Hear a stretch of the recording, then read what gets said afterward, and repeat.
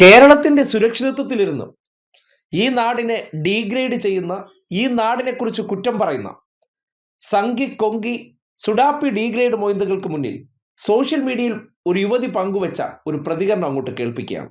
വിശ്വഗുരുവിന്റെ തലസ്ഥാന നഗരിയിൽ ഒരു യാത്ര പോയ സ്ത്രീയുടെ അനുഭവമാണ്. മുൻ റേഡിയോ സുനോയുടെ ഹോസ്റ്റ് കൂടിയായിട്ടുള്ള മമ്മ ജെൻസ് എന്ന പെൺകുട്ടി സോഷ്യൽ മീഡിയയിൽ പങ്കുവച്ചിരിക്കുന്നു. തലസ്ഥാന നഗരിയിൽ ചെന്നപ്പോൾ തനിക്കുണ്ടായ ദുരനുഭവം എന്താണെന്ന് അവർ വിശദീകരിക്കുന്നത് കേട്ടിട്ട് കേരളം എന്ന നാട് എത്ര സുരക്ഷിതമാണെന്ന് ഈ നാട്ടിലുള്ള സ്ത്രീകൾക്കും പുരുഷന്മാർക്കും ഉൾപ്പെടെയുള്ളവർക്ക് ചിന്തിക്കാനുള്ള അവസരമാണ്.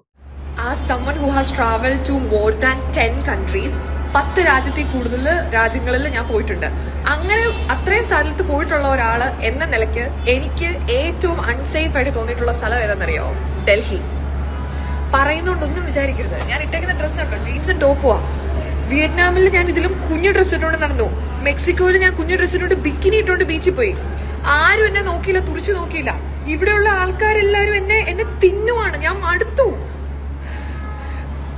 പെൺമക്കളുള്ള എല്ലാരോടും ഞാൻ പറയുക, വെറുതെ നിങ്ങളുടെ മക്കളെ ഡൽഹിക്ക് വിടരുത്. വേണ്ട, ആവശ്യമില്ല. കേട്ടല്ലോ, ജീൻസും ടോപ്പും ഇട്ട് വരെ സഞ്ചരിക്കാൻ വയ്യ. സംഘികളെ കൊണ്ട് നിവർത്തിയില്ലാത്ത അവസ്ഥ.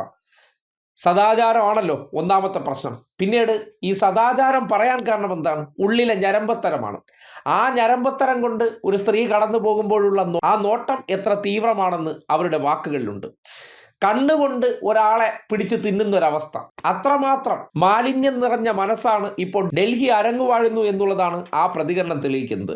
ഒരു റേഡിയോ ഹോസ്റ്റ് ആയിരുന്നിട്ടും ലോകത്താകമാനം വിവിധ രാജ്യങ്ങളിൽ ഏകദേശം 10ഓളം രാജ്യങ്ങളിൽ സഞ്ചരിച്ച എക്സ്പീരിയൻസ് കൂടി പങ്കുവയ്ക്കുന്ന ആ പെൺകുട്ടി ഡൽഹിയിൽ വന്നപ്പോഴുണ്ടായ ഈ അവസ്ഥയെക്കുറിച്ച് പറയുമ്പോൾ കേരളം എത്ര മനോഹരമാണ്. ഇവിടെ പ്രശ്നക്കാരില്ലെന്നല്ല, ഇവിടെ ചില മാങ്കൂട്ടന്മാരുണ്ട്. എന്നിരുന്നാലും അതിനേക്കാൾ വലിയ കഷ്ടമാണ് സംഘികളുടെ നിയന്ത്രണത്തിലുള്ള തലസ്ഥാന നഗരമെന്ന് പറയേണ്ടി വരികയാണ്. നോക്കണേ, ഒരു രാജ്യത്ത് ഡബിൾ എഞ്ചിൻ സർക്കാർ ഭരിക്കുന്ന ഇടങ്ങളിലൊക്കെ സ്ത്രീകൾക്ക് അവരുടെ സ്വാതന്ത്ര്യത്തിനനുസരിച്ച് വസ്ത്രം ധരിച്ച് പോലും നടക്കാൻ പറ്റാത്ത അവസ്ഥ. വിദേശ രാജ്യങ്ങളിൽ പോയപ്പോൾ ബിക്കിനി ഇട്ട് നടന്ന കാര്യത്തെക്കുറിച്ച് കൂടി അവർ പറയുന്നുണ്ട്. പക്ഷേ ജീൻസും ടോപ്പും ഇട്ട് പുറത്തിറങ്ങിയപ്പോഴുണ്ടായ ദുരവസ്ഥയെക്കുറിച്ച് പറയുമ്പോൾ കേരളം വിട്ടിട്ട് നമ്മുടെ രാജ്യം എന്ന് പറഞ്ഞ അല്ലെങ്കിൽ രാജ്യസ്നേഹം മൂത്ത് നടക്കുന്നവർ പ്രചരിപ്പിക്കുന്നതിനപ്പുറം സ്ത്രീകൾക്ക് പോലും ഇഷ്ടമുള്ള വസ്ത്രം ധരിച്ച് ഡൽഹിയുടെ തെരുവുകളിലൂടെ നടക്കാൻ പറ്റാത്ത അവസ്ഥയാണ്. നേരത്തെ നിർഭയ കേസ് റിപ്പോർട്ട് ചെയ്യപ്പെട്ട അതേ തലസ്ഥാന നഗരിയിൽ ഇപ്പോഴത്തെ അവസ്ഥ എന്താണെന്നും ആ പ്രതികരണം തെളിയിക്കുന്നുണ്ട്.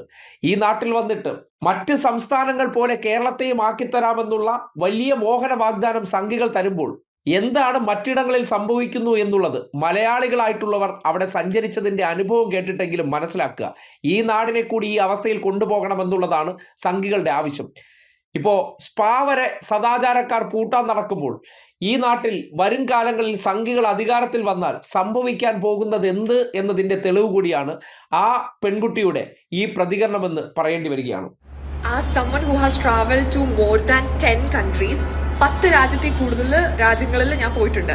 അങ്ങനെ അത്രയും സ്ഥലത്ത് പോയിട്ടുള്ള ഒരാള് എന്ന നിലയ്ക്ക് എനിക്ക് ഏറ്റവും അൺസേഫ് ആയിട്ട് തോന്നിയിട്ടുള്ള സ്ഥലം ഏതാണെന്നറിയോ? ഡൽഹി. പറയുന്നോണ്ടൊന്നും വിചാരിക്കരുത്. ഞാൻ ഇട്ടേക്കുന്ന ഡ്രസ്സ് ഉണ്ടോ, ജീൻസും ടോപ്പുവാ. വിയറ്റ്നാമിൽ ഞാൻ ഇതിലും കുഞ്ഞു ഡ്രസ്സ് ഇട്ടുകൊണ്ട് നടന്നു. മെക്സിക്കോയിൽ ഞാൻ കുഞ്ഞു ഡ്രസ്സ് ഇട്ടുകൊണ്ട് ബിക്കിനി ഇട്ടുകൊണ്ട് ബീച്ചിൽ പോയി. ആരും എന്നെ നോക്കിയില്ല, തുറിച്ചു നോക്കിയില്ല. ഇവിടെയുള്ള ആൾക്കാരെല്ലാരും എന്നെ തിന്നുവാണ്. ഞാൻ മടുത്തു. പെൺമക്കളുള്ള എല്ലാരോടും ഞാൻ പറയുക, വെറുതെ നിങ്ങളുടെ മക്കളെ ഡൽഹിക്ക് വിടരുത്. വേണ്ട, ആവശ്യമില്ല.